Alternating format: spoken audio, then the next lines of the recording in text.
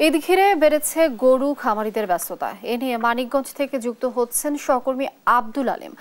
আলিম, জেলায় কি পরিমাণ গরু বিক্রির জন্য প্রস্তুত আছে, বাজার নিয়ে খামারিদের প্রত্যাশা কেমন দেখছেন, বিস্তারিত জানাবেন। ধন্যবাদ লিনিয়া। মানিকগঞ্জে কুরবানি ঈদকে সামনে রেখে ব্যস্ত সময় কিন্তু পার করছেন খামারিরা।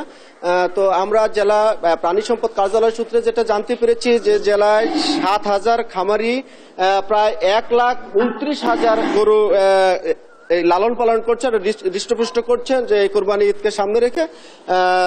তো আর জেলায় এই যে খামারিরা যে কোরবানির গরুর প্রস্তুত করছেন, তো খামারিরা যেটি বলছেন যে খাদ্যের দাম বেশি, ওষুধের দাম বেশি হওয়ায় তাদের এই হৃষ্টপুষ্ট করতে তাদের খরচ দ্বিগুণ হয়েছে, যার প্রভাব কিন্তু বাজারে পড়তে পারে বলে তা খামারিরা বলছেন। এদিকে প্রাণী সম্পদ কার্যালয় সূত্র বলছে যে জেলায় যে পরিমাণ চাহিদা রয়েছে সেই চাহিদার প্রায় 10,000-এর বেশি কোরবানির পশু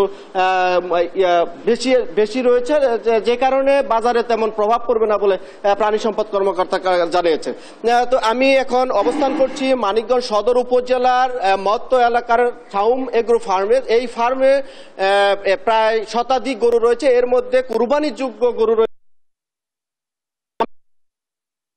মালিক আব্দুল সালাম, আচ্ছা, এই খামারিদের এখন এই যে কুরবানি যে গরু আপনারা প্রস্তুত করছেন, সেক্ষেত্রে আপনাদের কি অবস্থা? ধন্যবাদ আপনাদেরকে এবং দেশ টিভিকে।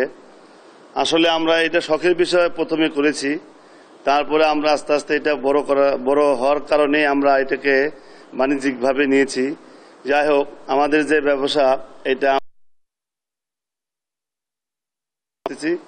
পাশাপাশি আমাদের যে এই প্রান্তিক খামারিরা তারা কিন্তু অত লাভবান না, কারণ হলো যে খাদ্যের যে দাম এবং ঔষধের যে দাম সেই হিসাবে কিন্তু খামারিরা কিন্তু অত লাভবান না। অতএব আমি আমাদের মাননীয় প্রধানমন্ত্রী শেখ হাসিনাকে আমরা বলতে চাই যে এই সেক্টরে যেহেতু বাংলাদেশের একটা ভালো একটা প্রজেক্ট, আমি মনে করি এইটা যদি একটু নিয়ন্ত্রণ করা যায় এই খাদ্যের বিষয় এবং ওষুধের বিষয়, তাহলে মনে হয় খামারিরা আর একটু উদ্যোক্তা হবে এবং আস্তে আস্তে তারা আরো আগ্রহী হবে, এটা আমার বিশ্বাস।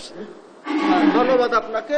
লিনিয়া, যেমনটি শুনছিলেন যে খামারিদের দাবি হচ্ছে যে এই খাদ্যের দাম এবং যে ঔষধ যে পশুপালনে সেইগুলোর দাম যেন নিয়ন্ত্রণ করা হয়, তার দাবি জানিয়েছেন, তাহলে খামারিরা হয়তো বা লাভের মুখ দেখতে পারবেন। লিনিয়া, এই ছিল মানিকগঞ্জের কুরবানি পশু প্রস্তুতকার নিয়ে এবং খামারিদের সর্বশেষ অবস্থা। আলিম, অসংখ্য ধন্যবাদ আপনাকে। দর্শক, মানিকগঞ্জ থেকে যুক্ত ছিলেন সহকর্মী আলিম।